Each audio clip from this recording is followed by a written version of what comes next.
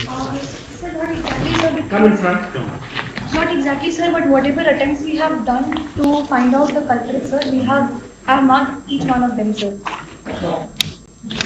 Could you get the names of those persons? Sir, no, sir. We examined almost 90 females, sir, whose pay had overlapped with that of the victim, sir, and we took all of their statements and got them recorded under 164. And in that, That's sir, right, that you have said. sir, And therefore you have charge sheeted only one person, the superintendent who was overall in charge. yes, sir, the one name that kept on emerging was that of Vandana Gupta, and hence that is why, sir. You don't have to take the name. Sir, the accused, sir, the superintendent. Even then. Sir, sorry, sir.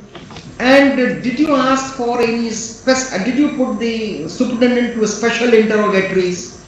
But we don't get satisfied. The occurrence has taken place in the capital under the nose of the High Court, and up till now you have been able to point towards any finger towards only one.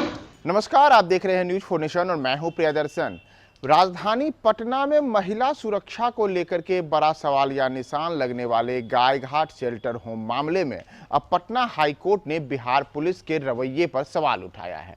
जी हां, ये वही Gaighat shelter home है जहां इसी वर्ष Gaighat shelter home में महिला जो वहां पर लड़कियां रह रही हैं, महिलाएं रह रही हैं, उनके यौन शोषण का मामला सामने आया था और उसके बाद इस मामले की जांच की जिम्मेदारी के लिए बिहार पुलिस ने एसआईटी का गठन किया था।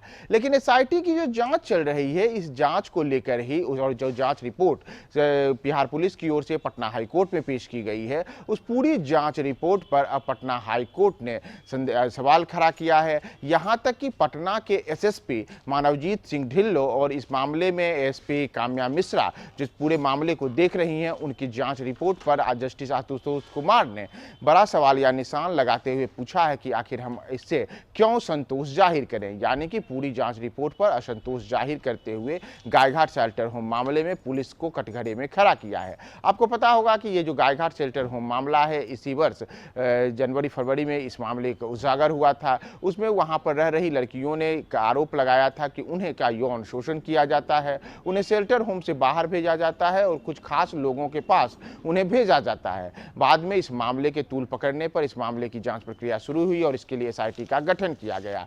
अब जो एसआईटी की रिपोर्ट पटना हाई कोर्ट में पेश हुई है, उसी पर कोर्ट ने असंतोष जाहिर किया है।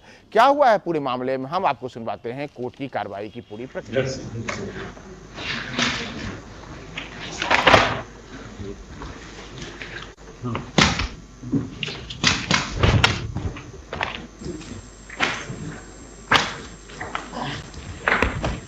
Have you fled from where you have proceeded on the premise that nobody is to be found?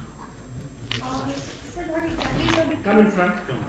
Not exactly, sir, but whatever attempts we have done to find out the culprit, sir, we have marked each one of them, sir. Could you get the names of those persons? Sir, no, sir. We examined almost 90 females, sir, whose pay had overlapped with that of the victim, sir, and we took all of their statements and got them recorded under 164. And in that, That's sir, right, that you have said. sir, And therefore you have charge sheeted only one person, the superintendent who was overall in charge. yes, sir, the one name that kept on emerging was that of Vandana Gupta, and hence that is why, sir. You don't have to take the name. Sir, the accused, sir, the superintendent. Even then. Sir, sorry, sir. So on the basis of that only, sir, we charge sheeted her because the victim statement, sir, that only found corroboration in statement of 3 other residents of the Gaiga shelter. See, why we are skeptical about the investigation having been conducted properly. We are not passing any comment. This is just the tentative opinion of the court. Don't get disheartened, both of you.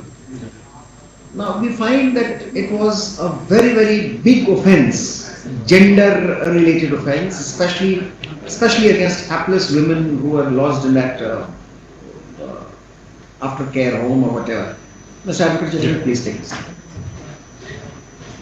Now, the person who gave the interview, which actually kick-start all this debate, she's not the only person who is the victim, right? So there would be many others. How many of them have been interviewed by you, interrogated by you?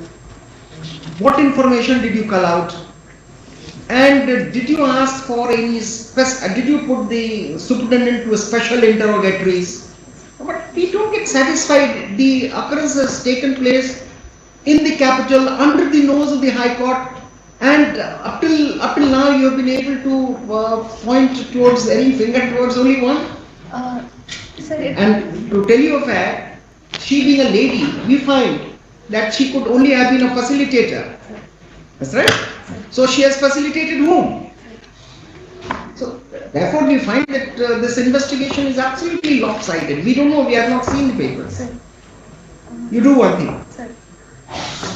You have submitted the charge sheet? Yes, sir.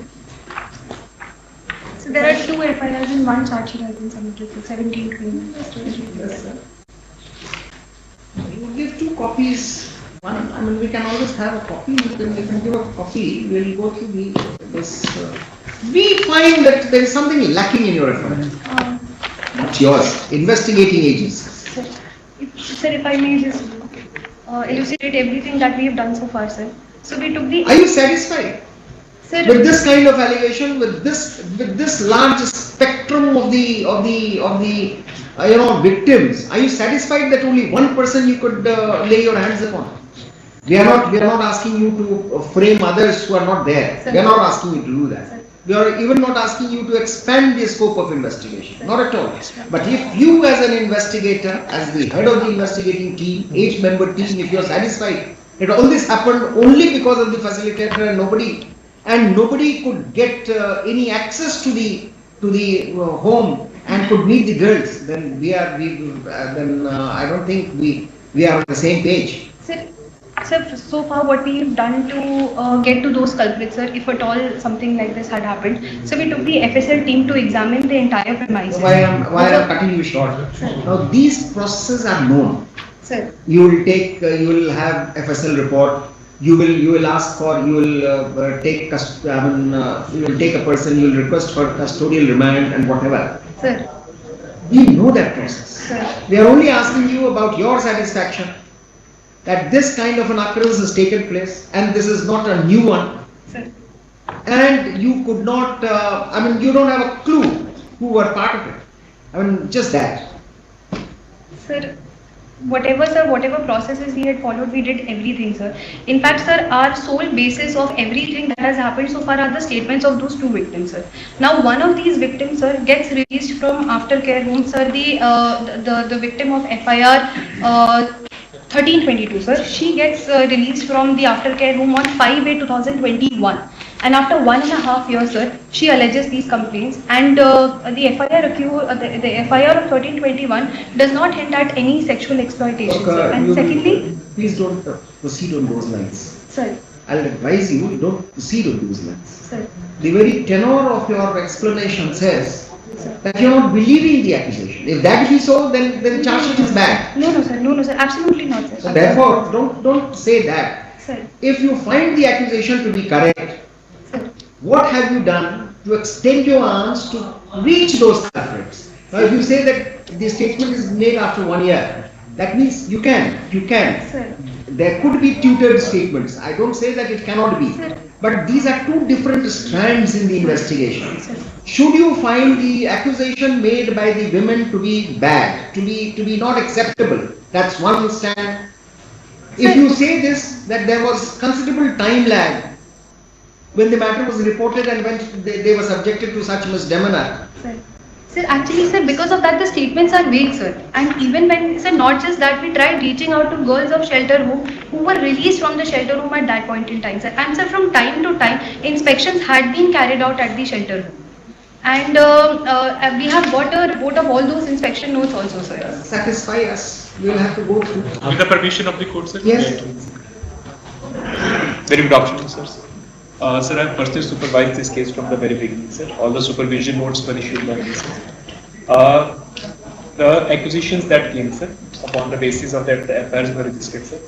Then, in order to enhance the scope of the investigation, and in order to check out whether this thing was taking place on large scale or not, sir, we had identified all the inmates of the aftercare home, sir. A total of 97 of them were identified. Some of them whom used to live at the time when both the victims. Yes.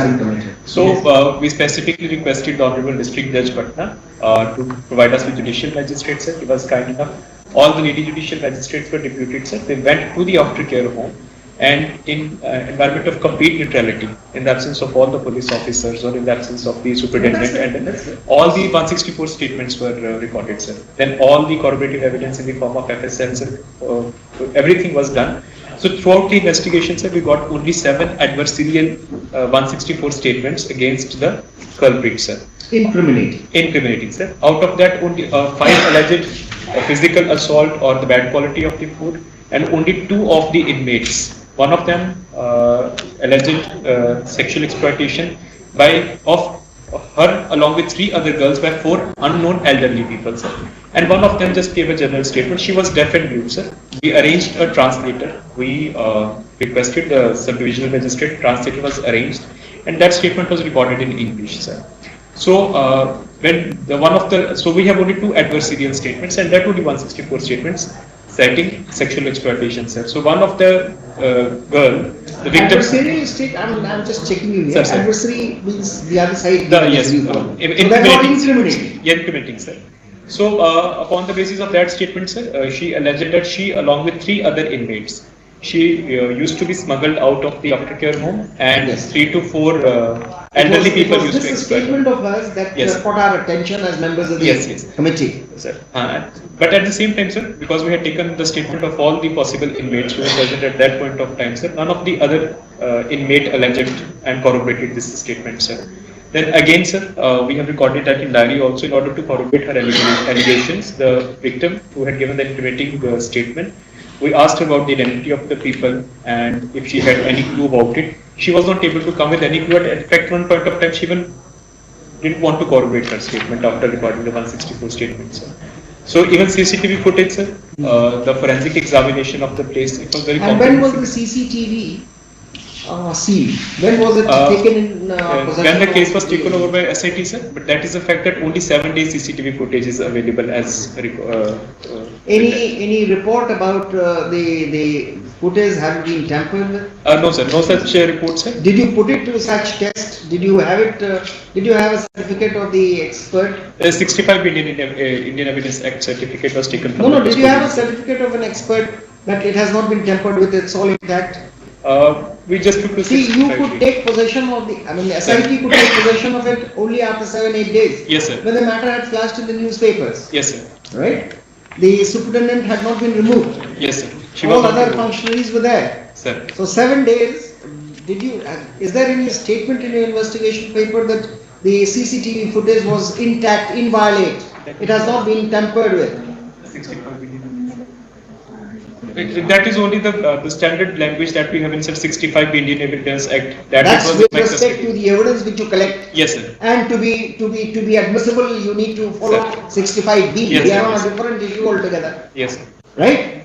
So we have serious doubts, sir, that if you base your information and investigation only on the CCTV footage, sir, perhaps you're being misled. So the matter of the fact is that because it was only 7 days of CCTV footage, so the incidents which was alleged, we do not have CCTV footage of that. That's right. That's what I'm saying. I mean, you can't because only 7 days backing is available. Look here, you can't parry the question of the bench. You have understood it. You have been an investigator. Sir, you're a police officer. Sir. You know about investigation better than the court. Yes, sir. We can only find faults. But don't parry this question. Now the first thing an investigator does is he takes control of the CCTV. Sir. And the second thing he does is to see whether it has been kept intact or it has been tampered with. Sir. This is how the investigation proceeds in these kinds of cases. Sir. Otherwise, what is the purpose of keeping CCTV? I mean, there is no surveillance then. So you take control of it after 7 days. Sir. Not that you had swung into action without the victims and without the perpetrators of the crime being in know of it. It was all in newspapers. So I think the first step of the SIT would have been the correct step to see whether the CCTV footage is intact. It has not been deleted. It has not been tampered with. Is there a certificate? This is not 65B certificate. Sir.